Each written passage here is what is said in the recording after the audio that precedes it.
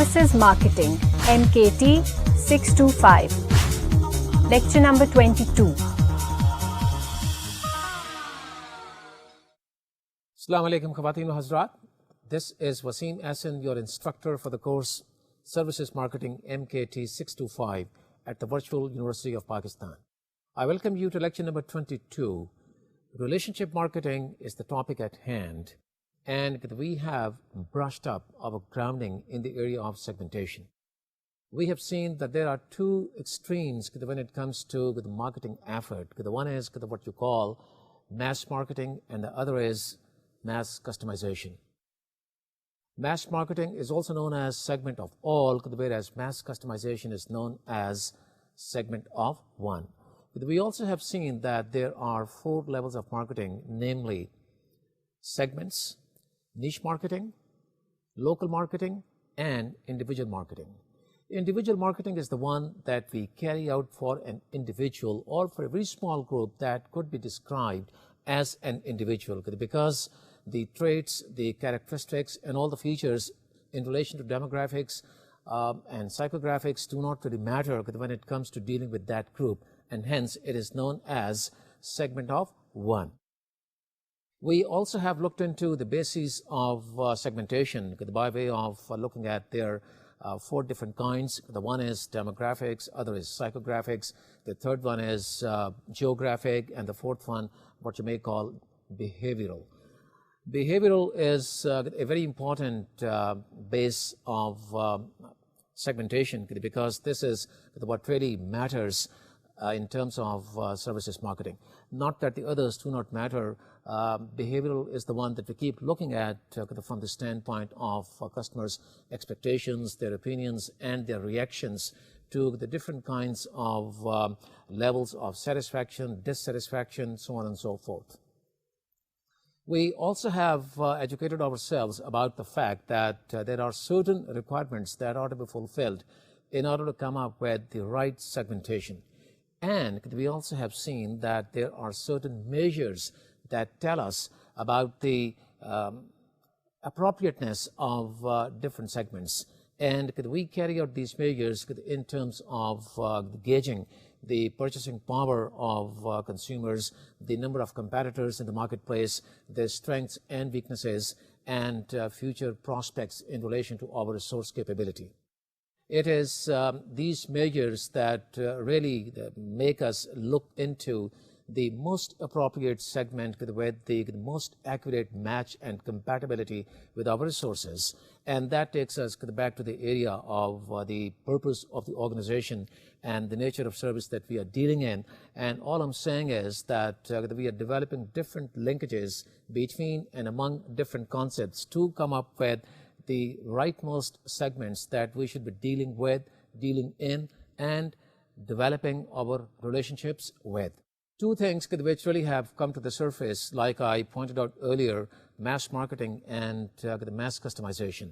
The fact is that both the strategic directions of mass marketing and mass customization lead toward the one conclusion, and that is what we call segment of one.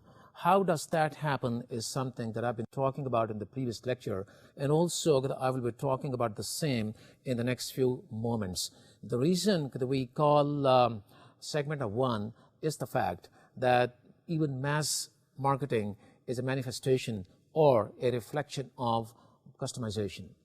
Because of the fact that the provider of the mass market deals with one particular huge segment which can be characterized as one individual, because we do not go across the segmented lines, we do not go across things like geography involved, the demographics involved, the lifestyle or the personality in terms of psychographics involved. It is one particular service which is needed by each and everyone in that segment. Electricity, meaning power, and gas are two beautiful examples in relation to the mass market. Now, how is it that this mass market also leads us toward the segment of one? Like I explained, it is because of the fact that the huge mass is a monolithic one block which can be described as one individual, and that is the reason it is known as mass market, and it also at the same time is the segment of one for the reasons I've just explained. Now, it is logical and very rational that we try to identify segments between these two extremes. And like I said earlier, it is again very interesting that both the directions take us toward the segment of one, and I would try to explain that with the help of one example which really very convincingly presents itself within our own setup, within the setup of our country and this national market. And that is the example of the telecommunication corporation, the largest telecommunication corporation in the country. And I keep referring to this corporation as an ideal example in so many different contexts. This again has become very contextual because it is a classical example of segmentation. Now, this corporation used to deal in just the one segment, meaning the one huge mass market, and that was the market of fixed telephone lines, meaning landline. Now, gone are the days. The corporation is now dealing in so many different products, starting with, in addition to the landline, dial-up connection for internet, broadband connections, television, even SMS, and CLI, meaning caller identification. So looking at these products, meaning service products that this corporation now is offering, that we can easily convince ourselves about the segmentation that has taken place from the time the corporation has diversified itself until today. There are different kinds of customers who, in addition to the landline, also like to buy other products. Somebody is wanting to have the dial-up connection along with the fixed telephone line, and somebody may like to go into broadband internet, and somebody in addition to that may also like to go into television. So all I'm saying is there could be different customers, and all those customers form different groups, some big, some bigger, some small, and some smaller. So regardless of the size of the group, we can say that the market now stands divided among so many different segments and subsegments, and every segment or subsegment at its lowest and the smallest level is the segment of one, because it fulfills needs of one particular market. And when I say market, I'm referring to one particular segment, meaning one particular target audience. Let us talk about another example of a market which is extremely mass in terms of its marketing connotations, but it may also become segmented with the passage of time. Who knows? Let's talk about power. Everybody needs power regardless of the status, age, income, religion, so on and so forth. Meaning across all segmental lines, we have to provide power to each and everyone living on this planet. Now, how can this market be segmented? Well, we can talk about a hypothetical situation whereby one particular company that is distributing power may get into segmentation by start offering power from two different sources. The one source could be an oil-based source, meaning electricity that is produced from oil, and the other could be the solar-based energy. Now, the company might like to get into local marketing, and that brings us close to the concept of one of the levels of marketing. And once the distributor of power has decided to do that, what he may decide further is start giving that power, meaning that is generated from oil, to one particular geographical area that consists of a lot of commercial and industrialized entities, thereby signifying local marketing and catering to the needs of the one particular body of market, and hence the one particular segment. The other segment the company might identify for itself, like I pointed out earlier, it could be the locality of residences, and the company might decide to start distributing power to this area from the solar-based energy. again signifying another segment. Now, it is very clear that the company is pursuing the strategies of differentiation and also segmentation by having two different pricing strategies. Now, when the company gets into these kind of strategies, it automatically takes the company into the area of segmentation. And what is happening is that the company is dividing the mass market that it was catering to earlier into two different segments, and both the segments are the segments of one. The meaning that the one segment is catering to the needs of an industrial area, whereas the other one is catering to the needs of residences. The essence here is that we have to break down the mass market, if we really can, into different segments and sub-segments. And the smartness of the service marketing people is to find out the variations in different features that could be offered as either added features of the product or maybe as kind of a standardized package, depending upon the nature of service that you are dealing in and depending upon the structural the makeup of the marketplace. The meaning, to the extent the market is competitive or not competitive, you are going to make decisions about what is going to be standardized and what is going to be extra features. The essence here is that features which could be offered as standard features or customized features are the ones which take us into the area of heterogeneity, the meaning variations. And unless we have pinpointed these variations, we cannot make these variations the basis of customization. And the beauty lies in customizing each and every service so that we can cater to the needs of as many segments as the potential of the market may present. It may look kind of difficult, and it might be, but then it also offers us opportunities, and the opportunities pertain to the heterogeneity. In other words, we can say if marketing people fail to identify the variations and they say that the market remains very homogeneous, they may not have the opportunity of customizing that market and hence fulfilling all those needs that need to be fulfilled in the marketplace by presenting themselves as segments and different sub-segments. Now, having said that, I can take you to a graphical presentation which is an extension of the one which I showed you earlier, probably in the previous lecture.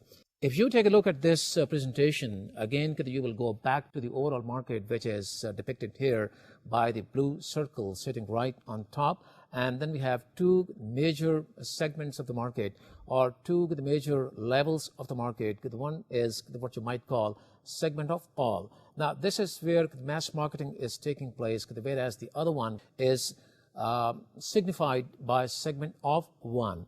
And this is where mass customization is taking place. And I started talking about the need for identifying different segments between these two extremes. If we agree that these are two different extremes, and that is why we have that big circle sitting between these two extremes with a question mark.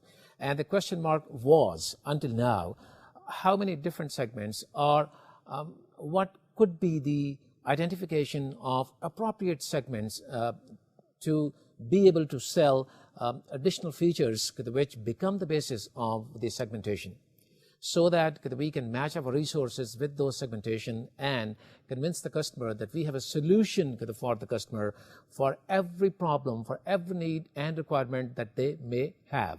And the answer lies in having just the one segment, which we call segment of one. And as you can see from this figure, both the directions with that big question are leading toward different sub-segments of the market which are sitting right at the bottom of the figure.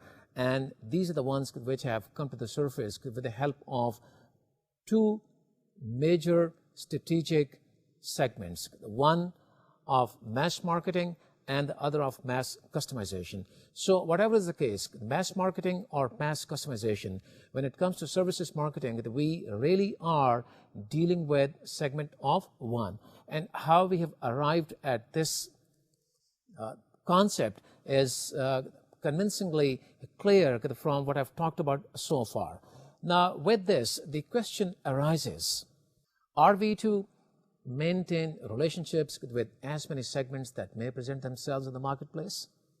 Because we are looking at the theory of segmentation and trying to brush up our knowledge about the area of segmentation, not only from the standpoint of fulfilling needs of customers in those segments, but also in an attempt to develop good relationships with those segments. And it is the building of the relationships that is going to lead us toward retention of good customers. Do not lose sight of the fact that I started talking about in the previous lecture 3 fundamental foundations of relationship strategies. One of the foundations was the most fundamental in nature, and it presents itself as a prerequisite as core quality, meaning good service quality of the core product that we sell in the marketplace. And the second foundation is segmentation that I have talked about in the previous lecture and just concluded a few moments ago by giving you a conclusion of the segment of 1. The third foundation of relationship marketing is what you may call continuous monitoring of the relationship itself. How does that happen? Well, after we have looked into segmentation, I think it becomes very easy because segmentation itself becomes the basis of maintaining these relationships. There are 2 different ways. One is by way of looking at the findings of the market research that we have carried out in order to have some interesting facts of the market. And based on those facts, we can get into things like the characteristics of the different segments and the information so generated out of the identification of the segments, and thereby identify the level of satisfaction or dissatisfaction and the way customers perceive value they're getting from the services they are buying. So it is with the help of the marketing research studies that we can reveal some important information that we need to continually monitor our relationships with the marketplace, meaning the segments that we really are interested in. And we have identified those segments in relation to the resource capability of the company. I have to repeat that. The second way of generating the right information that really helps us monitor these relationships is complete database about your customers, and you generate information on their demographics in relation to segmentation, the services that they buy over a certain period of time, the revenue they generate, and so on and so forth. This again is kind of an information piece which really takes us into the area of the maintenance of effective relationships. So we have seen that if we offer good quality on a continuous basis and we support that with the right identification of segments where the company should operate, and then develop relationships with the right customers, and we continue to monitor those relationships, we are all set to retain our customers. And retained customers are more profitable than bringing in new customers every time. And this is something that we have talked about so much in detail. Now, with all this learning that we have developed so far, it sounds like that we should not let any opportunity go by to retain our customers. So the big question here is it incumbent on providers that they must retain each and every customer who walks into the facility and buy the service? The answer may be no, because there are certain customers who the provider might like to avoid.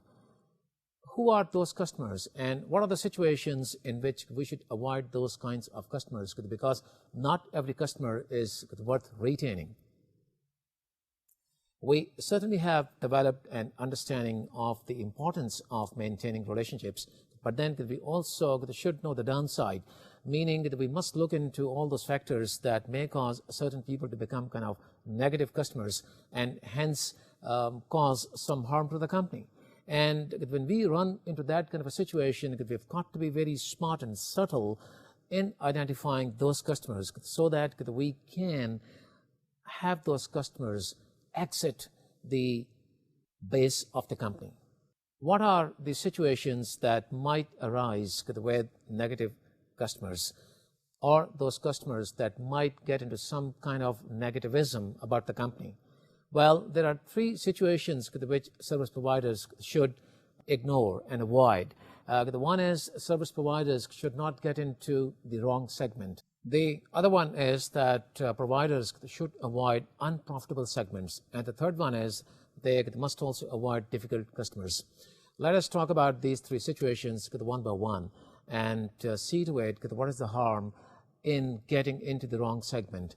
Well, a wrong segment is the one which can cause embarrassment in the long run for the service provider and hence tarnish the provider's reputation. And you know the importance of word of mouth. The word of mouth has got to be positive. Negative word of mouth really can derail a company in ways more injurious than we may think. I can give you one example of an architectural firm that specializes in designing houses. Now, this firm should not get into the temptation of designing commercial buildings or going for town planning projects because these two areas may not fall within the specialty of this particular firm. So providers should avoid getting into those areas which are at odds with their actual specialization.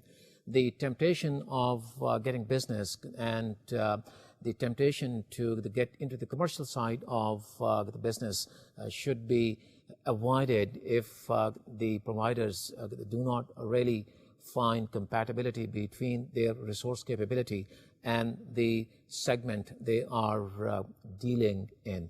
They should not choose the wrong segment under any circumstances. The unprofitable segment, again, is an area where providers should not get into, and the unprofitable segments are the ones where segmental attractiveness by way of its size and potential is not really enough to sustain profits. The meaning it is not profitable. In other words, the segmental attractiveness should really make it possible for the company to be profitable. Now, this can be explained in the following words. A company might be able to satisfy needs of one particular segment to the fullest satisfaction of the target audience, and yet the company may not be in a position to make profits. Why? Because the cost it is incurring on delivering the service is greater than the revenue which the service is generating. When you have this kind of a lopsided equation between the costs incurred and revenues generated, you are operating in a segment which is not profitable. And you then must avoid continue doing business in this particular segment. Providers could also look at the customer's history, and in case of banks, for example, if they find out that the history of certain customers has not been very positive, they might like to stop doing business with those customers because those customers can be very taxing when it comes to the resources of the organization, meaning the cost of doing business with those customers is higher than the revenue they generate.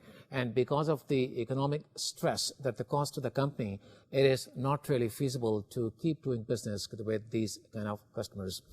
Another kind of customers who should also be avoided as the part of the unprofitable segment are those customers who take the more share of their time when it comes to dealing with the service providers.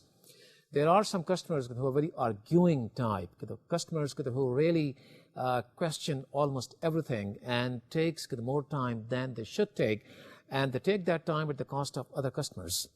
Now, if other customers suffer only because somebody else has taken their time, you as providers should really look into the possibility of stop doing business with these customers. This is where the company should be able to draw a line between the need of being responsive and adaptable and being realistic. Meaning, it is not incumbent upon the company to keep on being very flexible, showing responsiveness, empathy, and doing everything possible, turning every stone, even for those customers who are extremely difficult and who are taking the most of the provider's time at the cost of other customers. And because of the possibility of losing focus on other positive customers, you've got to be selective in following the strategy of adaptability.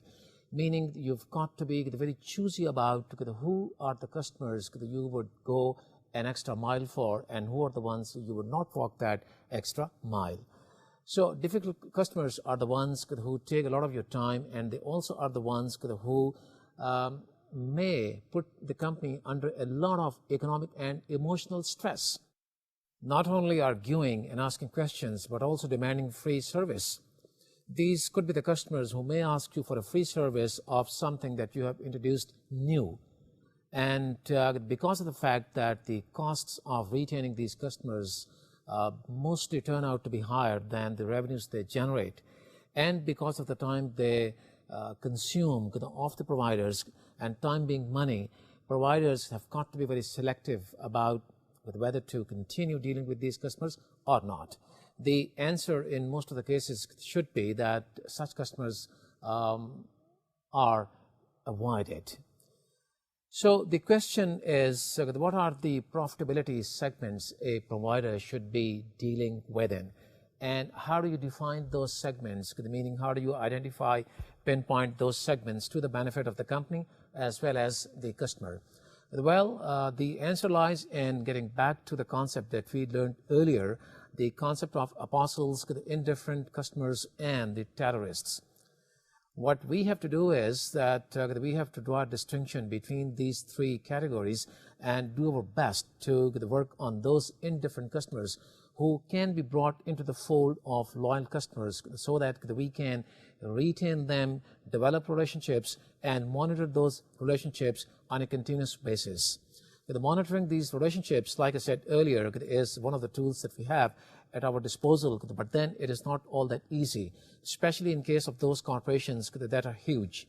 What really can make things less difficult for these corporations is the availability of the information technology which can come to their help and rescue.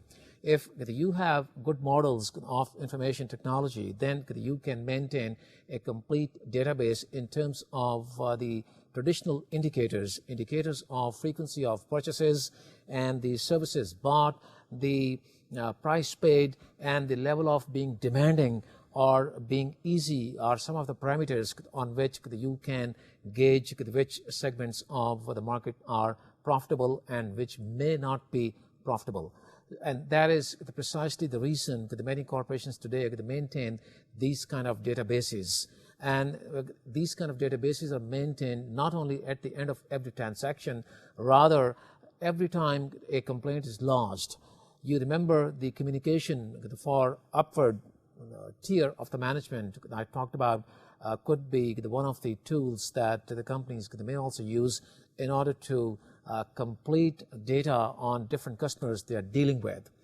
The financial worth of the customers has got to be worked out. And like I said earlier, the financial worth can be worked out by looking into the costs that companies incur versus the revenues that are generated by customers. And if there is a lopsided relationship, meaning if the costs are higher than the revenues, then the companies should not be getting into those segments, meaning those segments are not profitable segments. It is seen in terms of the services marketing, like anywhere else, it is the 20% of the target audience which is responsible for generating 80% of the revenues for most of the organizations, and also the profitability. And therefore, we can say that 20% happens to be the top tier that the companies must be working on with a lot of concentration and focus, whereas the remaining 80% has got to be understood more astutely, because of the reason that it is that 80% that really causes challenges to the providers toward their understanding. And the reason I say toward understanding of those the segments, because they're not very clear to the providers in terms of their potential. And it is because of that reason that providers draw a distinction among different tiers of the population. The top tier is known as platinum, the next one is known as gold, and the next one is known as iron, and the lowest at the bottom of the pyramid is known as lead. Now, let's take a look at these tiers in terms of the properties they offer. Platinum tier consists of all those customers who are not really price sensitive. They're extremely loyal to the service, and they are not the ones who would easily switch over to your competitors. And they are the ones who would try new features of the service. They are a little adventurous also, and they do a lot of purchases with the company. And that is why they are labeled as platinum customers. The next in order of importance is gold customers. These customers are a little less loyal. They also happen to be a little price sensitive, and they are the ones who also go across competitive lines, meaning they might buy a service from different competitors of yours, and therefore are the ones who are not as loyal as platinum customers. The next in line is what you may call iron customers. They are the ones who provide the volume needed to fill companies' selling capacity, and therefore these customers are very important to the company. But the fact remains that their loyalty is not as high as that of gold and platinum customers. They easily go across competitive lines, but then they are the ones who keep crisscrossing those lines, and naturally they happen to be the ones who are not very loyal to the company. And because of the level of loyalty that they have toward the company, they should not be subjected to the very high level of treatment. The lowest tier of the pyramid is what you may call lead, and this is the tier which consists of difficult customers. They are the ones who cost the company more than they bring in. They are the problem customers, and therefore they are the ones the companies generally avoid doing business with.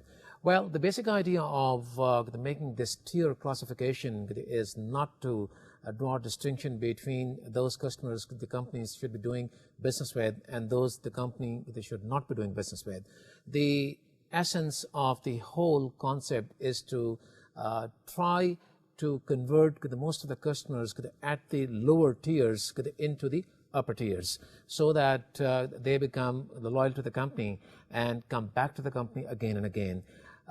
Don't forget the zone of indifference, and that is the one where you should focus your attention as providers so that you can convert more and more people into loyal customers. As long as you have gold customers, you have the consolation of converting many of those into the platinum customers. But the trick here lies in identifying who are the gold customers and who are the iron customers. I would take you back to the importance of the area of maintaining complete databases for customers, which signify things like their demographics in relation to segmentation and the purchases they make over a period of time, the kinds of services they buy from you, and the frequency with which they buy, and the price they pay. These are the kind of things which you have to look into with the help of a good system, and only then you can be in a position to draw distinctions between different tiers. Now, having understood all this, we easily can come to the area of developing relationship strategies, because we are done with the foundations of relationships, and we also have looked into why and how we can avoid those customers who are not very profitable, rather segments which are not really attractive for the company because of the one reason or the other. We have looked into all those areas that may cause customers to become unattractive, and given the resource capability of the company, we should not be making any mistakes when it comes to drawing relationships between our resources and the segments that we have identified for the company. So developing relationship strategies becomes easy once our understanding of the foundations of relationship marketing is clear. There are 4 different levels of strategies that marketing people bring into play. And marketing experts say that all these strategies could work if they are employed one after the other, or maybe at the same time. But the essence of the whole thing is that the impact of all these strategies is really felt by the company if they work in a compound fashion, meaning the benefits of one strategy complement the benefits of the other. And in other words, in order to make full use of these strategies, when we are using one, we have to start using the other as well. And let us take a look at the succession of these levels, how these levels bind customers with the company, and how at the culmination of each level of strategies, the binding becomes stronger. And it is because of that reason marketing experts call these strategies as different kinds of bonds. And the 4 levels that I just indicated are known as financial bonds, social bonds, customization bonds, and structural bonds. You may also call them strategies, but marketing experts find it preferable to call them bonds, because by applying these strategies, you create certain bonds. And since we are developing our understanding in the context of marketing relationship, we call them bonds. Let us take a look at these bonds with the help of a graphical presentation. As you can see from this figure, right at the core, we have the foundations, the 3 foundations that we have just educated ourselves about, the one being the quality service, and the other one segmentation, and the third one being our ability to continually monitor relationships with the right segments that we identify for the company. Now, given these foundations, we can see around the inner core having 4 different kinds of strategies in the area of financial bonds, and then in the area of social bonds, customization bonds, and structural bonds. Let us start talking with the financial bonds, which can be subdivided into volume frequency rewards and bundling and cross-selling and stable pricing. Now, these are the strategies which customers are subjected to, and the providers try to make the most of the strategic direction they take. Providers offer rewards on volume purchases that are done with great frequency. Now, what is to be understood here is the frequency. It doesn't say that customers could buy services all at once in great volumes and they qualify for certain rewards.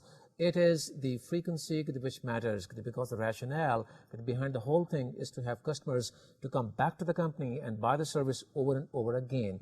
And that is why that you see these credit cards, the points, and frequent flying rewards, because the more you fly, the more points you accumulate, and the more you spend with the help of the credit card, the more points you accumulate.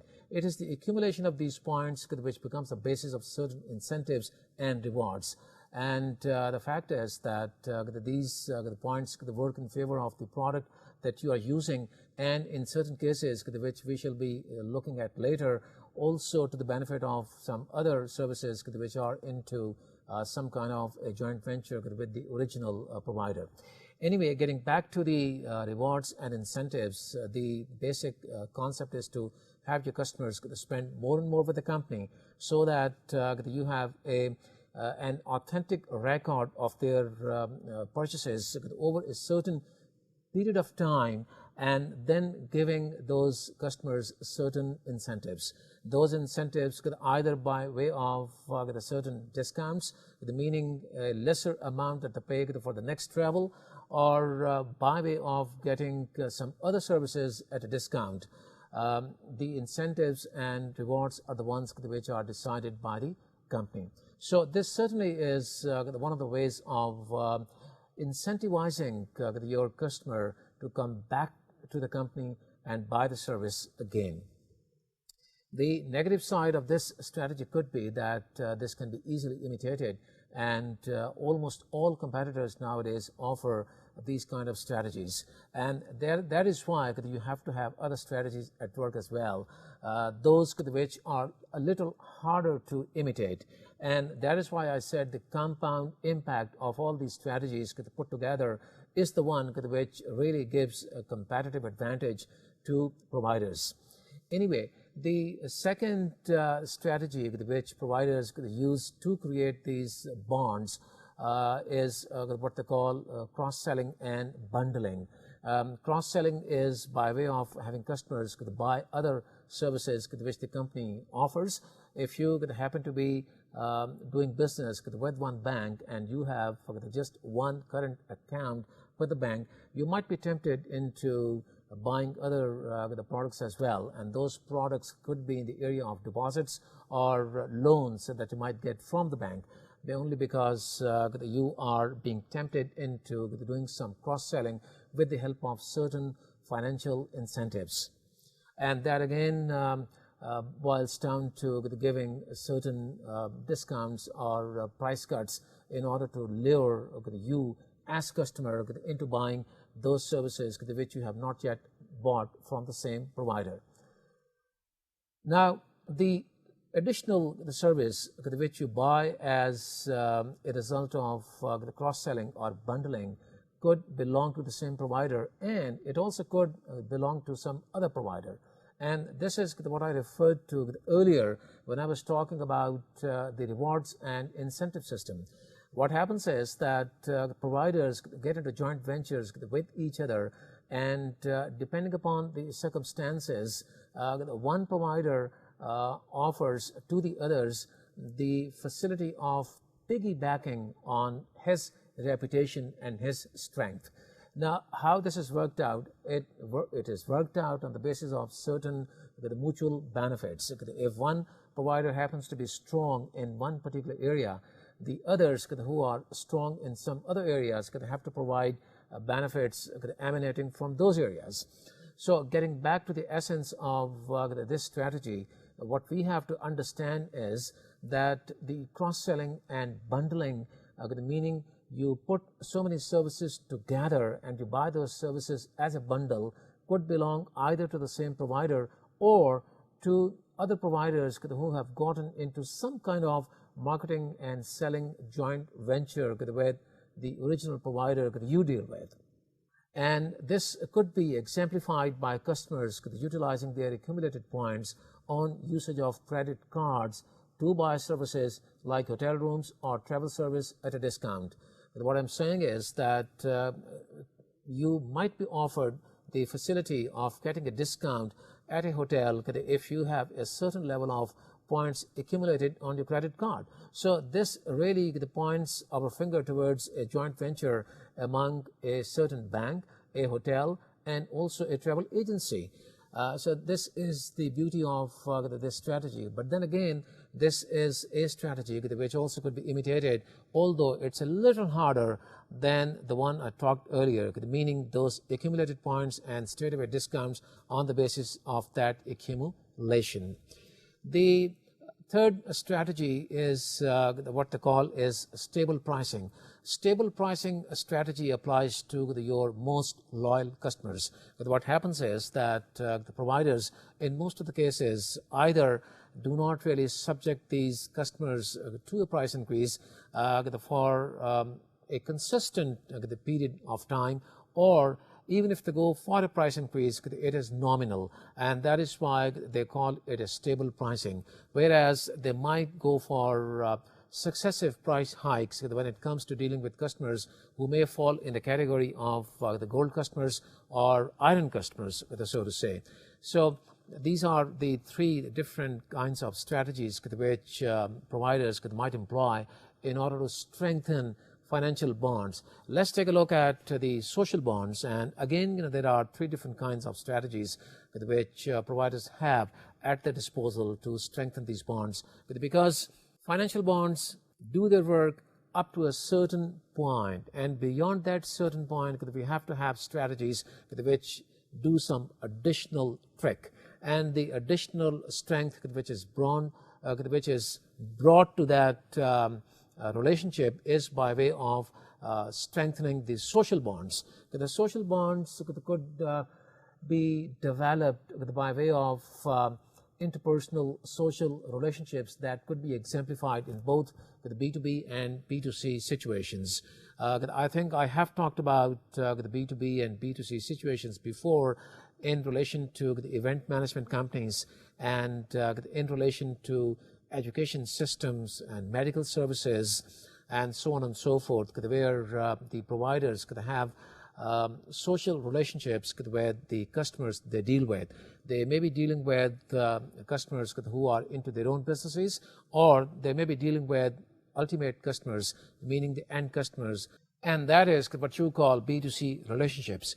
As a matter of fact, accounting and law firms get into such relationships with similarly large corporations with their network of dealers could get into relationships that bring more loyalty to the business partnerships. And that is the beauty of this strategy. Not every company is good at strengthening the bonds with the help of such relationships. You also understand the downside of these strategies.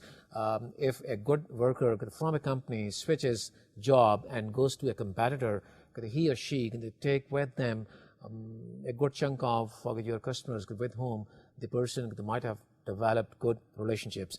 These customer-to-customer or C2C relationships are extremely vital for the company because they strengthen the bond of belongingness. And this can be exemplified by the relationships which people have among themselves within education institutions, social and fitness clubs. The bond of belongingness gets so much strong that people don't really want to leave those organizations or institutions or clubs, whatever they may be, for the simple reason that they get into quality interaction with other customers. And the beauty of the concept lies in continually offering quality service, which is the most fundamental prerequisite and foundation of the relationship strategies. The other level of strategies is what you call customization bonds, and customization bonds are the ones which, in addition to the financial bonds and social bonds, do another level of trick with the relationship. It is said that if you happen to know your customers individually and you have intimacy with those customers, it really helps toward understanding their requirements, and that takes you toward customizing your services in a way much more effective than if you did not have that kind of intimacy with the customers. So customization bonds could basically stress the need for having intimate knowledge of customers, and that brings us to the area of requirements, the research, and the need for understanding your customers on a one-to-one basis. However, customization does not mean that you start offering endless solutions to your customers. The beauty is to try to segment the market in so many different segments which are practical from the resource capability point of view, and then offering those features to your customers which can be offered with relative ease and with minimal investment that you might make into providing those features to the customers. It is not something which must put you under a lot of stress. So this is something that you have to keep in mind in relation to this strategy. But the essence of the strategy is that we get into customization, we anticipate what kind of changes the customers might like to get into, and therefore we ready ourselves to meet those challenges, and we develop social bonds. The fourth level of bonds is known as structural bonds. These are the ones that are created by offering services that are built into the delivery mechanism of your customer. So in other words, you happen to be the provider and you are offering your customer, that also happens to be another business, some sort of service which is integrated into their processes. So in other words, these processes which you offer or the services that you offer have to be technology based, and the ones which take a lot of expertise to develop and then deliver. And therefore, your customers find it more feasible to have these services from your side integrated into their services. And therefore, these are very difficult to imitate. These can be developed at a great cost and then become the hallmark of the nature of service that you provide to your customers. Let me give you one example of a bank which gives you the SMS alerts whenever you use your credit card. Now, there is a strong possibility that the software that this bank uses is bought from another company, and maybe this company has some kind of a relationship of a joint venture and a sharing of the processes with your company, which happens to be the bank, in order to make the service highly effective and efficient. So it is a joint venture on the side of processes. Just like I talked about a joint venture on the side of the brands in terms of their selling and marketing, this is something which falls on the side of operations, and this could be a strategy which really is worth the effort, and is applicable only when you have to buy something highly technology based and deliver something which requires that sophistication level of technology. The rationale behind the whole concept is integration of the services of the supplying company with your services to have a good delivery mechanism. With the understanding of these the four levels of strategies which I have described to you in terms of bonds, financial bonds, social bonds, customization bonds, and structural bonds, our understanding of the strategies of relationship marketing is now over, and in the hope that we really have understood why and how we should be developing relationships, to what extent we should be discriminating in terms of development of relationships is also clear to us, and with the help of the marketing research studies, we certainly are in a very comfortable position to understand how to go ahead with the process of the segmentation and relationship marketing. The third area, which is the last area in terms of plugging gap number one, is the area of recovery and recovery strategies, which I shall be talking about in the next lecture. So far, let me summarize it all over again. So far, we have developed our understanding about segmentation, the marketing research, and relationship marketing. And the next important element is going to be the recoveries, which I shall be talking about in lecture number 23. Thanks very much for the attendance, and I look forward to talking with you in the next lecture. Allah Hafiz.